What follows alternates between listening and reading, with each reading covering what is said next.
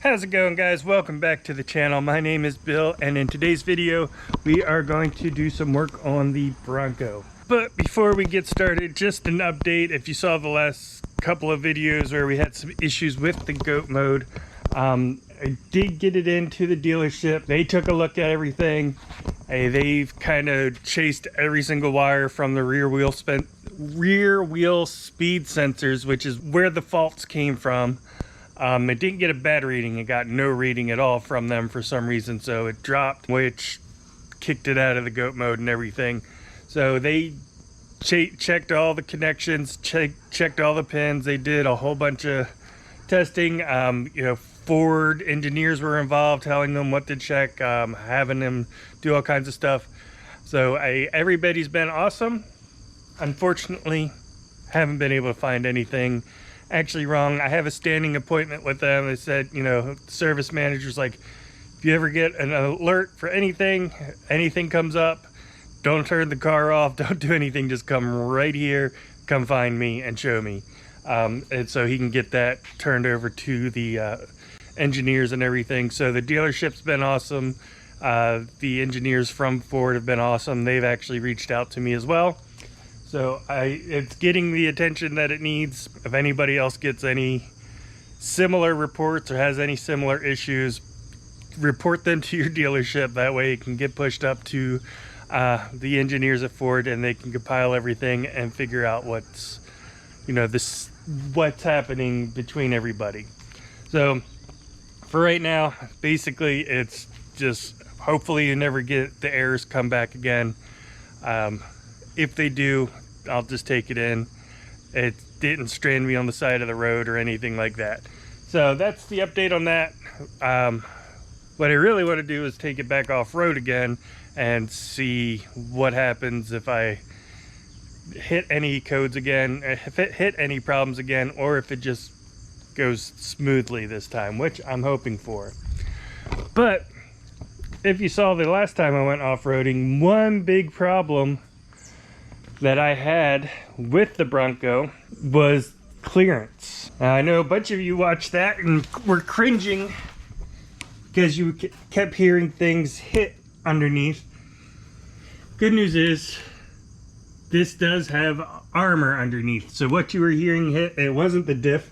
The diff's not even the low spot here. The gas tank, the lower control arm brackets, you can see that got hit a couple of times.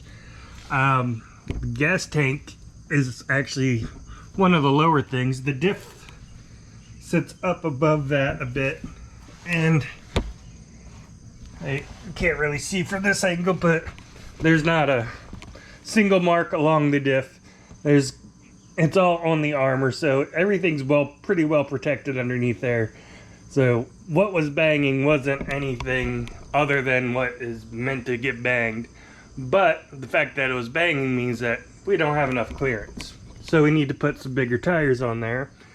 And well, in order to do that, we're going to have to lift this a little bit. When I ordered the parts, the only thing that was available was four-wheel parts. So that's what I ordered, which is what we got in this box here. So this is the 2-inch level lift kit, which is just a spacer lift. Is a spacer lift the best way to lift a vehicle? No, the best way is going to be with coilovers, with changing out parts and everything.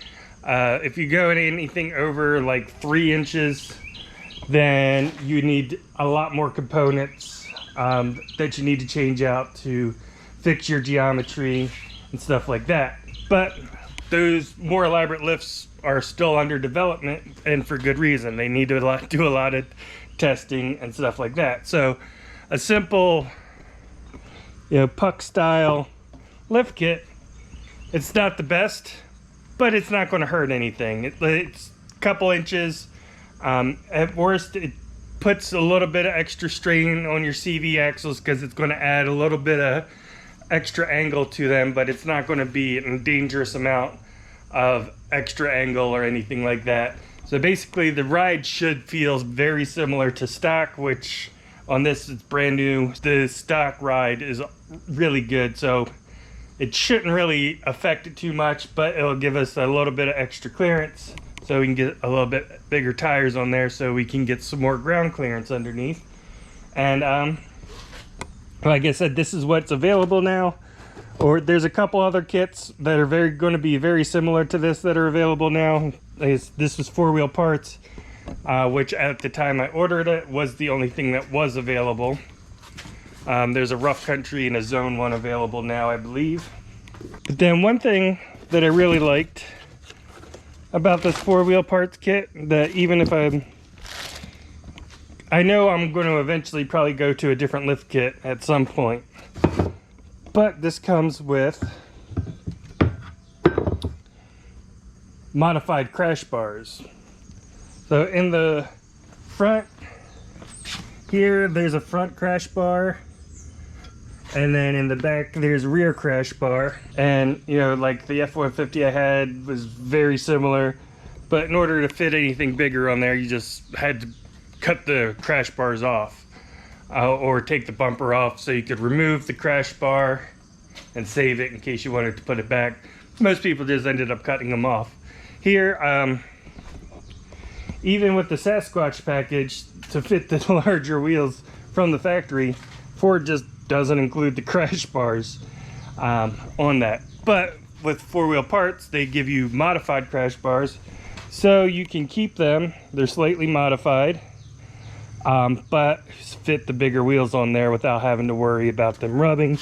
Because especially if you go out a little bit and bigger tire, then there's potential that they're going to hit and rub there and on the back on those crash bars. So I like the idea of getting this kit just so I have those. Even if I end up going with a different kit in the future, I still keep the crash bars on there.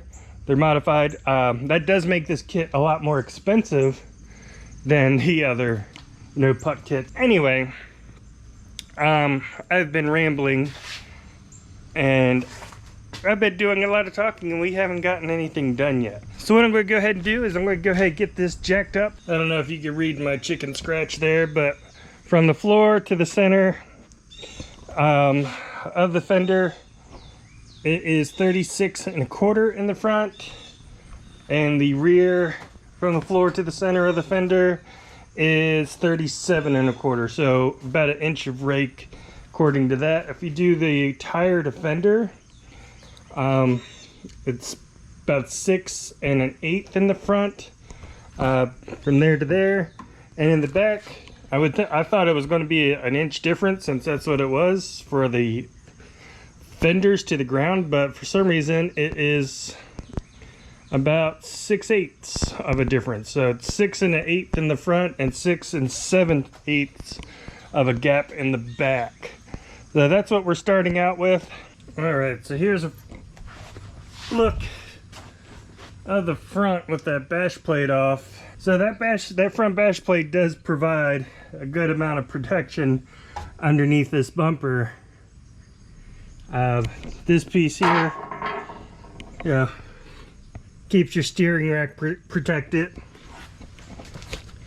So that's just, well, your front diff and your steering rack is under there. And here's the front. And here's what the wheel well is looking like with the tire off. Seems like everything has pretty easy access to it. These bolts, the top hat bolts, are pretty easy to access.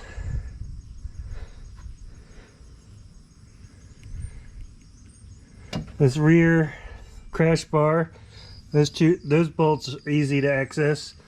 Front ones, the bolts are easy to access, but you're not going to be able to pull it out unless you either A, take this end cap off, or B, loosen the bumper and pull the whole thing forward so you can get that out. Pull the bumper off, you got this piece here, and this piece actually looks like it's the steel like the rest of the bumper, but it's not. It's just like a plastic piece here, but it does a good job of matching. It's got these pins. Pull that out, and then your actual mounting hardware for the bumpers right there, so you can just loosen that and bring the bumper out. But having dealt with bumpers before, there's probably some wiggle room in there, and so getting it lined back up perfectly might be a challenge. So I think if I just took the end caps off, I wouldn't have to worry about anything aligning back up properly, because you know, there's no wiggle room. They're not slotted holes, they're just rounded holes. So even though it might be a couple more steps to take the end caps off than it would be to loosen up the bumper, I think just to keep the bumper in place, aligned like it is, and not potentially get it off kilter, I'll probably just do the end caps. Alright, so yeah, I ended up just taking the outside panel off there. It's 2 screws up top, 2 on the side, and then 3 along here. Alright, so these are just 15 millimeters. They came out fairly easy. And that's all there really is to the crash bar. Alright, so this is just going to go back in like so.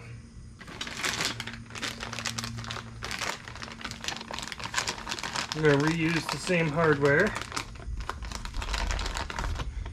but we're going to put these in here as well to keep it from squishing anything. So this is going to keep everything to the proper size. Make sure our spacers are in there, and then we can just tighten that back up. So what that actually trims off is that much of that crash bar. It angles it up a bit more, and it trims basically this right there off of that. So about half of the material. But this rear one, you see it, yeah, and it's just going to trim about half of the material back. So instead of taking up the full 2 inches, it's only going to take up 1 inch. You could just spend the day with a with a cutoff wheel and cut these yourself, but it looks like the 4-wheel parts ones have been reinforced to give it strength. Yeah, this rear one,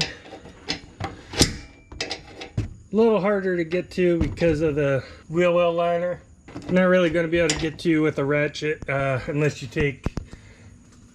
pull out the wheel well liner a bit, or just use a wrench,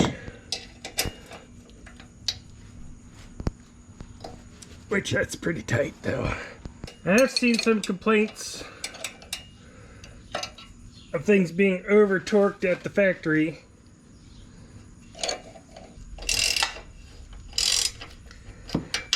That wasn't too horrible. I'm hoping I don't run into too many issues, but I'm kind of expecting that I will. But we will see. But now that's out. This slides out. I'm not sure if that rock rail was going to be in the way or not, but fits perfectly past there with no issues. Now this does have, like I said, it's reinforced. So it's not just the old crash bar cut in half, but it's also reinforced, it looks like. But they did leave cutouts for these inserts, so you can set those inserts in. Didn't mean to smack you in the face there. Oh. Didn't have to really hit it hard. Just tap it in there. It's a snug fit, which is good. I'd much rather it be a snug fit that I got to give a couple of taps to than something that's in there loose and flopping around. Alright, so you just got to get those tightened down. Alright, so we got the rear crash bar, the front crash bar. Now we'll go ahead and get into actually doing the lift